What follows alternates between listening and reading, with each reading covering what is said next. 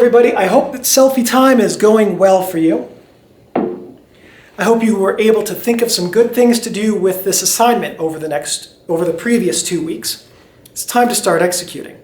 So again, the objective here is to help you think about your own reaction to being in front of a camera, how to make yourself comfortable if you're not, how to structure different images of the same subject. This is a theme we're going to revisit later in this year as well. But this is a very specific assignment because it does a whole lot of different things that will benefit your ability to interact and relate to the subjects you photograph in the future.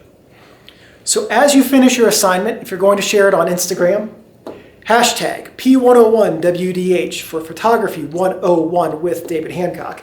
Be sure also to drop my Instagram handle an @ because that will help me track your work. If you don't want or don't like to use Instagram, you can also share an album with your work from a free imaging website such as Imager. Just create a hidden album and drop a link to it in this video's comment section, and I will approve that link next time I go in and check on those things.